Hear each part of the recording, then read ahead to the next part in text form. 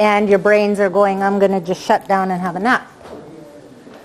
So I want you to just shake. Shake. Oh, come on. I could shake better than you, and I'm real old. Come on. Shake. Harder. Come on. Wiggle what your mama gave you.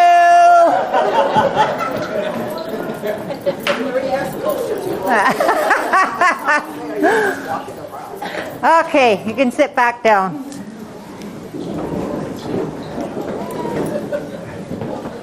My name is Marie Oldfield. Let me know if I'm yelling, because I have a bar voice. Seriously, I worked in a bar from the time I was 20 until I was probably almost in my 50s. So if I yell, the people outside are going to hear me. So if I'm too loud, let me know. Guess I'm not too loud. So what I'd like to share with you is who I am and how I got to be where I am today. Some of my truths, some of the things that I had to do to become me again, the authentic me, the one that I was born to be. So it started probably before I was born, so I'm not going to get into the generational and the historical trauma and the things that we're birthed with. But when I was really young, I immediately was carrying stuff from my mother and from the separation from my mother at a very, very young age. So if you can stop and think of a young baby being torn out of its mother's arms or separated for any reason, that's how I started my journey. So I carried that right from the get-go. I carried that energy with me. And that stayed in my body. So along the way, from the time I was really little, I developed this sense, and we all have them. I don't want you guys to think that there is anything heebie-jeebie, because it's not heebie-jeebie. You all know that if you get this feeling when you're approaching somebody, you get the feeling they don't want to talk to you, or they're too busy, or they're just kind of, their body language just kind of sort of turns away from you. You know not to go and talk to that person. You don't feel welcome. So we all have another sense that we don't pay attention to. I happen to develop mine.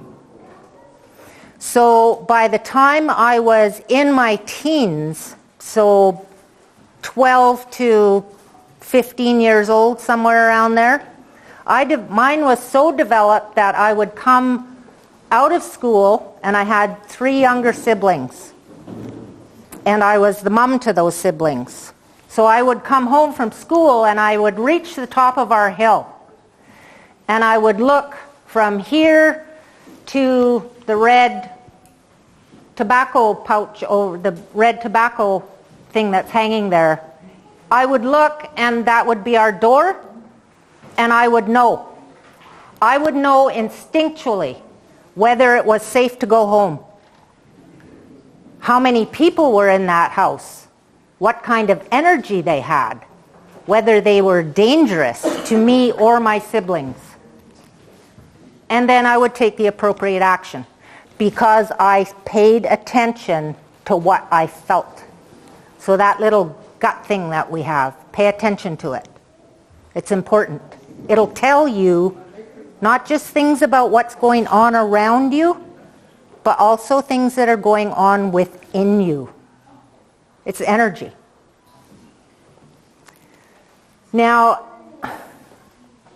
from there, we're going to skip past all the teenage stuff, because we've all been through it, right? We all rebelled. We all thought we knew better than our parents. I'm just going to skip over that because that's common. We all tried what we tried, we all did what we did, right? And so I'm going to skip and I'm going to go to 21. I had my first daughter. Guess what I did? I abandoned her. The same way my mother abandoned me, I abandoned my oldest daughter. I relived that energy. Now I'm going to skip, fast forward again. 28, 29 years old, I had 2 more children. And at 27, I made the decision that I couldn't live like this anymore. I was drinking, I was doing all kinds of crap that I wasn't supposed to be doing. I was not a nice person. And the reason I say that was not because I wasn't nice to the people that I was serving, I wasn't nice to me. I treated myself like a piece of trash. I didn't need anybody else to beat up on me. I beat up on me. And I did a really good job of it. I mean, I have this thing where if I'm going to do it, I'm going to do it right. And I did that right. I took that energy that I had grown up with, and I took the beliefs and the things that I had been taught, and I just recycle, reuse, let's just relive all of this again. At 32 years old, 31 years old, 30, somewhere around there, you know, I'm a mature person. I can't recall exactly when, but right around 30-ish, I had a flashback.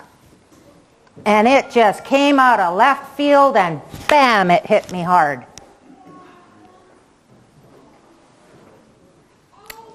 I ended up laying in the middle of the floor in my front room in a million pieces because everything just started coming back at me. Everything I'd been through started coming back. So I didn't want to recycle that stuff to my kids because that's recycled energy, that's recycled memory. So what I did was I did everything. You name it, I did it. I went to counseling, I went to psychologists, I went to psychiatrists, I went and did workshops, I went and I did body work, I went and I did anything that you can think of to help come out of that, I did it. Now, you'll notice that not once have I mentioned the word healing. Not once. Healing to me, that term says, so if I go to the doctor and I slice my hand open and he puts stitches in it and he says to me, okay, you need to give time for that to heal. That means there's something wrong with it. My attitude is there was nothing wrong with me. And there's nothing wrong with anybody in this room. You don't need to heal, you need to reclaim your energy, you need to reclaim your spirit, you need to reclaim who you were born to be. You need to reground. If that makes sense.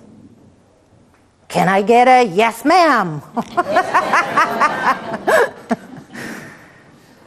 So there isn't the things that I'm working on today are, and don't think, like, I don't ever think that to be up here is a real surprise to me. It really is. It started like Chris, it's his fault I'm up here. And the reason I say that, and I say it with nothing but love in my heart, is because quite a few years back, I went to dinner with this crazy group of people. Deb was one of them. Where are you, Debbie? Ah, man. There was Debbie, Chris, Vern, Pete, Denise, and Sue, and who am I missing? Jenny. So we're all having this lunch or dinner and whatever, and Chris comes up to me and he goes, "Gabuch," because I'm just a tiny little thing. And he puts his hand on me, he goes, "You coming with us?" And I'm like, "What the heck? What the hell do you mean, am I coming with you? Where are you going?" He goes, "We're getting on a bus and we're going to go to Prince George." And I'm, what the heck do I need to go to Prince George for? You know? And he says, "We're going to go do fires. We're going to go do fires along the highway, and we're going to do ceremony for the missing and murdered Indigenous women, and we're going to stop at every village along the way. Anybody who wants us to stop, that's where we're going to stop." So I said, "Are you nuts? I'm not getting on no damn bus with a bunch of people that I don't know. You're crazy." And he's like, "Oh, come on." I said, "I can't afford it. Don't worry, I'll take care of you." No. And Pete, our elder, the elder of the group, he comes along, he goes, "Oh, come on." He says, "Throw a couple of pair of underwear in a bag and come with us." I ended up on the bus. And we did fires from Prince George, and eventually, we did 3. Did 3 years in a row. And eventually, I found my voice, because I didn't know I liked to sing. Vern gifted us a whole bunch of songs for our group. So I found I liked to drum and sing. And then with the fires actually woke me up to who I was to become even further along. So I'd already started a good walk in a good way. But the fires actually woke me up to who I am now. Now, we haven't been together as a group for a long time. And in that time, what I found was, I found a real passion in me to work with women. And I'm sorry, guys, but my passion is to challenge you guys to become.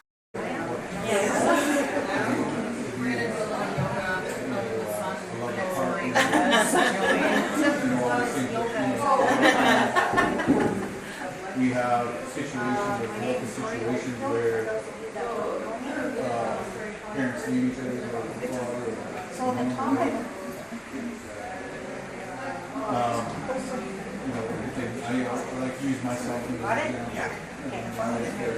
So the topic of women's healing is a huge one. And I can only talk to you about what I have done and things that I have realized as I travel the province and do the counselling and the ceremonies. Issues that I see that are the most relevant, I guess, in women's healing.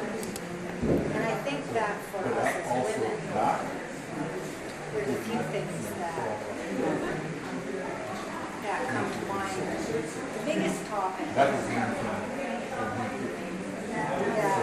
I've noticed, and the biggest topic that I had to face was this.